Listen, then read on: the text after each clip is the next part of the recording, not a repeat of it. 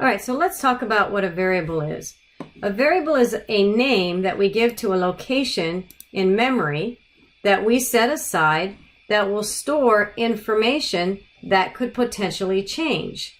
So again, we use that storage location to store values. It's a single value that can change throughout our program.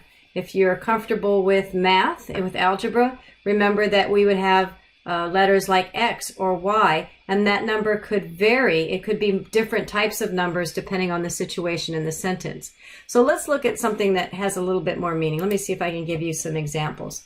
When we think of the word variable, what we're talking about is a bucket. I use the bucket as a image, but it's a place in memory that is set aside at the beginning of our code when our program runs, and we call it something. In other words, I've called this bucket item ordered. This bucket represents a storage location in memory, and instead of knowing that memory's address, all I have to do to refer to this bucket is call this bucket or this storage memory item ordered. This is a variable name. This is a name I've given this bucket. Not unlike giving your dog a name when you want to refer to your dog. It's kind of the same thing. But anyway, we give our storage location a name, and we call this a variable name. Okay, let's continue on.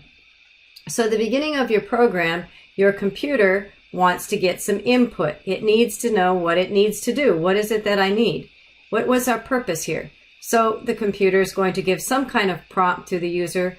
What can I get you? In this case, we have a dog who is wanting to place an order for a bone, it looks like. And so once the computer asks the dog, what is it that you would like? The dog types in, I would like the bone, and sends that back to the computer via the enter key.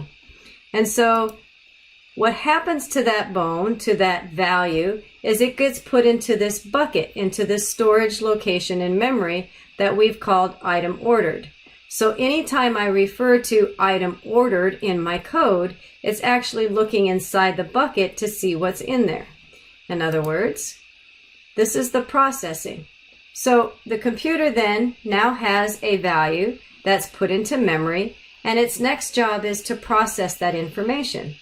And so in this case, this computer is trying to calculate the tax on the item that was ordered, which in this case, he looks in the bucket and he sees that's a bone, so that's going to calculate a certain tax rate. And then he calculates the total. So once the processing is done, we need to return something, output, back to our user. In this case, the computer has processed that item ordered. He looks inside the bucket, he sees it's a bone, and so that output is put to the computer. He says, your dog bone, and here's the total that was calculated, $4.99. So all is well. We had input. We put that input into our variable bucket or our storage in memory. The computer processed it, and then output whatever needed to be processed and output depending on what the solution was, depending on what the problem was. I also want to take this another step further and give you this idea. Let's say this input, we don't have to do just one input, process, output cycle.